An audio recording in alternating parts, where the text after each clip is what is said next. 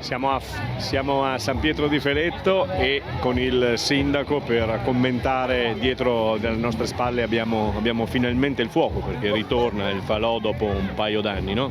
Sì, dopo 2 anni direi che quest'anno veramente si ritorna quasi alla normalità ed è bellissimo portare avanti questa tradizione, veramente. Sarebbe stato un peccato anche quest'anno, però insomma ce l'abbiamo fatta, siamo qui ed è bellissimo perché la gente veramente è tantissima stasera, vuol dire che la gente ha proprio voglia di ritornare a fare festa e partecipare a queste tradizioni, bellissime tradizioni. Quest'anno qui a San Pietro di Feletto 3 ne abbiamo fatti, a Santa Maria, a San Pietro e qui a Rua.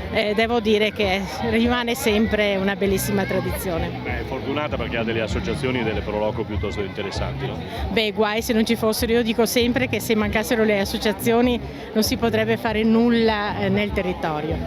Tutte e 3, sia la Quarta di Ottobre che l'Antica Pieve appunto a San Pietro e qui la Proloco. Vedete anche voi la manifestazione com'è, è molto bella, molto gradita, vedo appunto ci sono moltissime persone ed è grazie a loro che si riesce a fare questo. Ma sembrava un bodyguard piuttosto che il presidente di questa meravigliosa Proloco.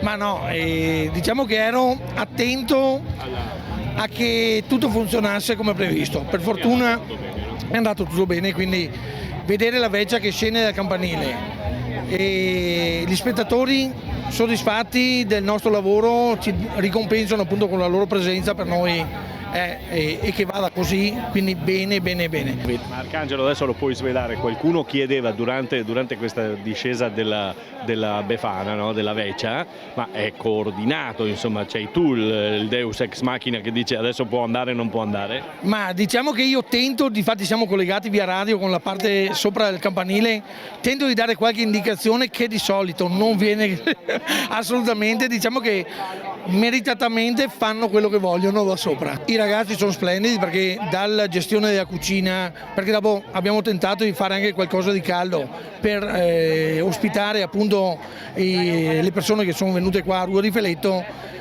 però le persone devono essere anche attive. Per fortuna a Proloco di San Pietro di Feletto di persone attive ne ha e le ringrazio proprio uno per uno.